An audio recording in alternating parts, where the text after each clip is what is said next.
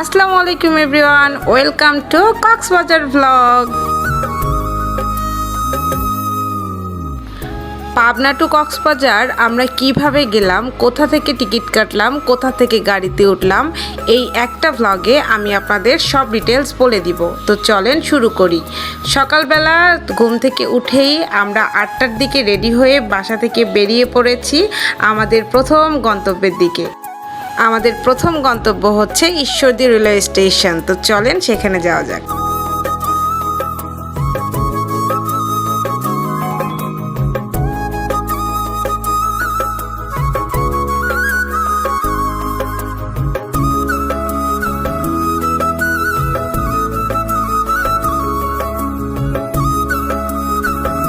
আমরা চলে এসেছি ঈশ্বরদী রেলওয়ে স্টেশনে। আমাদের এখান থেকে আমাদের পরবর্তী গন্তব্য হচ্ছে ঢাকা। তো আমরা প্রথমে ঈশ্বরদী স্টেশন থেকে, এখান থেকে আমাদের ট্রেন ছিল। ট্রেন আমাদের 10:30টায় ছিল, বাট ট্রেন লেট থাকার কারণে সেই দিন আমাদের ট্রেনটা 10:30টার ট্রেন একটাই এসেছে। তো আমাদের ট্রেন ছিল 10:30টায় আর এসেছিল একটায়। তো আমাদের প্রথম যাত্রা হবে ঈশ্বরদী টু ঢাকা।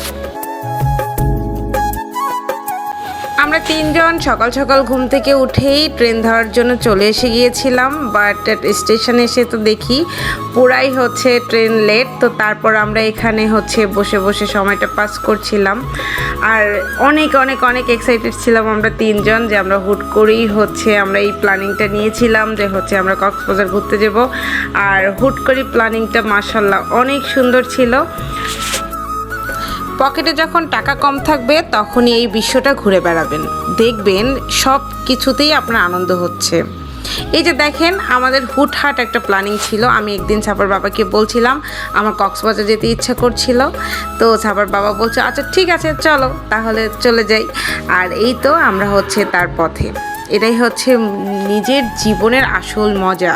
পকেটে কম টাকা থাকুক কিন্তু প্রিয়জনদের সঙ্গে খুব সুন্দর সুন্দর সময় কাটুক, এটাই হচ্ছে আমাদের মূল লক্ষ্য। আর এই যে এক মানুষ, এই মানুষটাকে আল্লাহ অনেক ভালো রাখুক, আমরা সবাই যেন সুস্থ থাকি। এই মানুষটা আমার সব ইচ্ছা পূরণ করে। আর সাফা তো অনেক এক্সাইটেড ছিল। সাফা হচ্ছে যখন 2 বছর ছিল তখন একবার গিয়েছিল, এবার সাফা বেশ বড় হয়ে গিয়েছে। এবার সাফা কক্সবাজারে অনেক এনজয় করেছে অনেক। তো আমরা সবাই অনেক অনেক এক্সাইটেড ছিলাম। আর এখানে আমার মেয়ের সঙ্গে আমি গল্প করছিলাম যে ওখানে গিয়ে আমরা কি করব কি না করব। আর আমরা কক্সবাজার যাওয়ার আনন্দে আমরা দুইজন দুই হাতে হচ্ছে সুন্দর করে মেহেদি দিয়েছিলাম। তো সেটাই চলেন আপনাদেরকে দেখাই। তো ছাপা এখন ওর মেহেদি দেখাবে।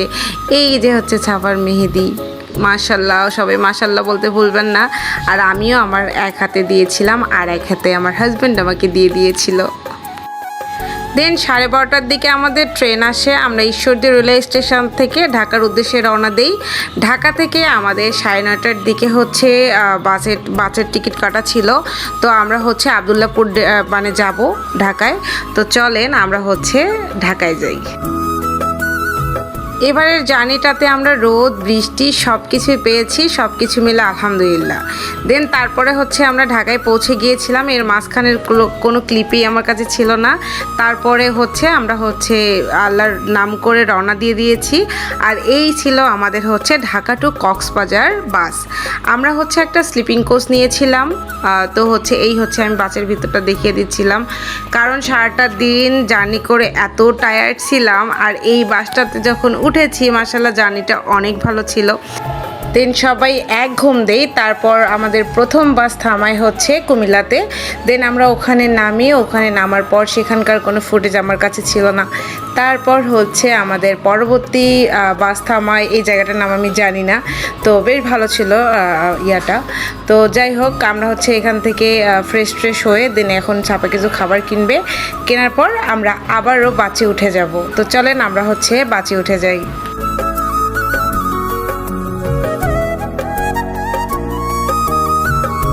আমি যতবার দূরে কোথাও ট্রাভেল করতে যাই আমার স্লিপিং বাস অনেক পছন্দ, যেহেতু আমার সাথে আমার বেবি থাকে।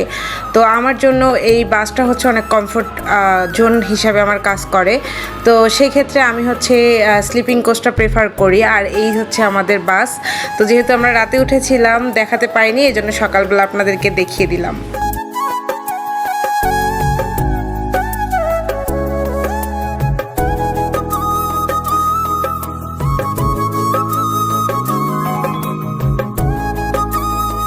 দেন আবারও আমাদের যাত্রা শুরু হয় আর আমরা মোটামুটি কাছাকাছি চলে এসেছিলাম। আমরা হচ্ছে পাহাড় দেখতে পাচ্ছিলাম শুয়ে শুয়ে। তো মাশাআল্লাহ আমাদের জার্নিটা খুবই সুন্দর হয়েছে, খুব সুন্দর একটা সকাল। খুশি মনে আমরা মোটামুটি পৌঁছে গিয়েছিলাম কক্সবাজার। তো ফাইনালি চলে এসেছি কক্সবাজার। এই সময়টা যে কি আনন্দের ছিল, মানে আমরা বাস থেকে নেমে একটা অটো নিয়েছি আর আমার চোখ ছিল যে আমি কখন সাগর দেখবো এরকম, মানে আমার মনটার মান ছিল না কি বলবো। আর এই এক জায়গা ডলফিন মোড়, যেটা দেখলে আমার আত্মা শান্তি হয়ে যায় মাশাআল্লাহ। মানে আমার কাছে মনে হয় ডলফিন মোড় দেখলেই আমি আমার সাগরে ভেসে যাচ্ছি এরকম ফিল হয়। তো যাই হোক, আমরা হচ্ছে ফাইনালি বাস থেকে নেমে গিয়েছি, সেফলি পৌঁছে গিয়েছিলাম। দেন আমরা এখন আমাদের হোটেলের কাছে চলে এসেছি। তো পরবর্তী ভিডিওতে আমি কোন হোটেলে থাকলাম, কি কি করলাম সব আপনাদেরকে দেখাবো। আজকে এই পর্যন্তই, আল্লাহ হাফেজ।